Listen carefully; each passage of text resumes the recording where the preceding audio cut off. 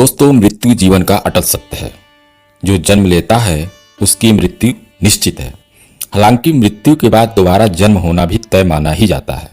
जैसे दिन के बाद रात होती है और रात के बाद दिन होता है, उसी तरह गरुड़ पुराण के अनुसार हर एक वस्तु जो इस धरती पर है दोबारा जन्म लेती है।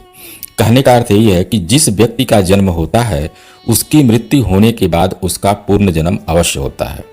गरुड़ पुराण में यह भी बताया गया है कि किसी भी जीव को दोबारा किस योनि में जन्म मिलेगा यह उसके पूर्व जन्म के कर्मों के आधार पर तय होता है। लेकिन दोस्तों, क्या आप जानते हैं कि ऐसे कौन से कर्म हैं जिसके करने के बाद अगला जन्म भी मनुष्य का मिल सकता है? अगर नहीं तो हमारे इस छोटे से वीडियो में अंत तक बने रहिए, स्किप मत करिएगा। आज हम आपको गरुड़ पुराण के अनुसार बताने वाले हैं कि कौन से कर्म करने से दोबारा मनुष्य की योनि मिलती है। हर एक कर्म का फल इस संसार में रहने वाले प्रत्येक प्राणी को मिलना तय है, निश्चित है। और मनुष्य का अधिकार क्या है? केवल कर्म करना। फल देने का अधिकार तो उस ऊपर वाले के हाथ में है, ईश्वर के हाथ में। मित्रों, पुराण में यह भी बताया गया है कि मनुष्य अगले जन्म में किस योनि में जन्म लेगा यह मनुष्य द्वारा किए गए कर्मों के हिसाब से ही निश्चित होता है। अब इसी बात को जान लेते हैं कि इस जन्म में जो हमें मनुष्य की योनि मिली है तो आपका अगला जन्म भी क्या मनुष्य योनि में ही होगा? नहीं, यह निश्चित नहीं है। गरुड़ पुराण के अनुसार जो अपने जीवन में अच्छे कर्म करते हैं सिर्फ उन्हें ही मनुष्य की योनि प्राप्त होती है। यही नहीं, कुछ मनुष्य तो ऐसे भी होते हैं जो अपने बुरे कर्मों के कारण 84 लाख योनियों में भटकते रहते हैं और फिर अंत में उनका जन्म एक मनुष्य की योनि में होता है। दोस्तों, इसको समझने के लिए हमें कर्म के प्रकार जानने पड़ेंगे। देखिए, कर्म 3 प्रकार के होते हैं: संचित कर्म, क्रियमाण कर्म और प्रारब्ध कर्म। अब इस संचित कर्म क्या है? संचित कर्म जो है हमारे पूर्व जन्म में किए गए कर्मों का ढेर है और प्रारब्ध कर्म उन्हीं संचित कर्मों के आधार पर आपको जो शरीर प्राप्त हुआ है। और पूर्व जन्म के कर्मों में जिन कर्मों का फल इस जन्म में भोगना पड़ता है वही हमें प्रारब्ध कर्म कहा जाता है। अक्रियमाण कर्म का मतलब है कि किसी भी व्यक्ति द्वारा वर्तमान समय में, वर्तमान जीवन में जो कर्म किया जा रहा है उसे ही हम क्रियमाण कर्म कहते हैं और इन्हीं कर्मों को लेकर हमें यह शरीर मिला है। बाकी आपके संचित कर्म संस्कार के रूप में पड़े हुए हैं।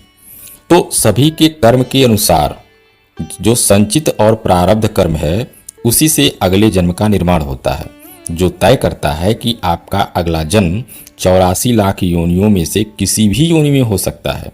इसीलिए कहा जाता है कि इसी जन्म में ईश्वर के चरणों में चले जाना चाहिए और किसी को अपनी तरफ से कोई कष्ट नहीं देना चाहिए।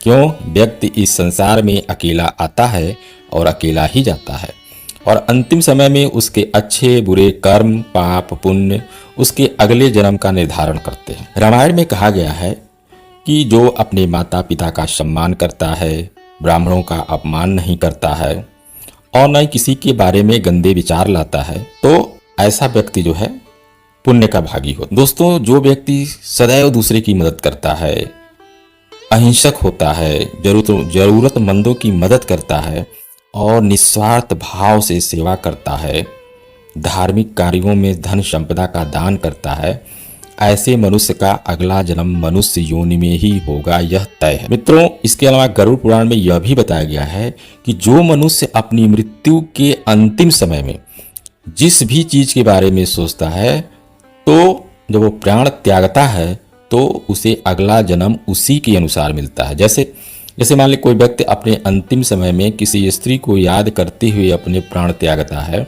तो उसे अगला जन्म स्त्री के रूप में ही मिलेगा।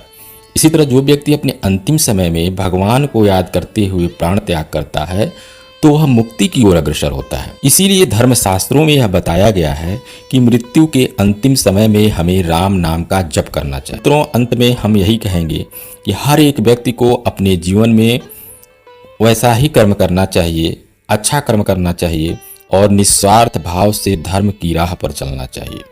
दोस्तों, वीडियो आपको कैसी लगी कमेंट में अवश्य बताइएगा। जय श्री राम।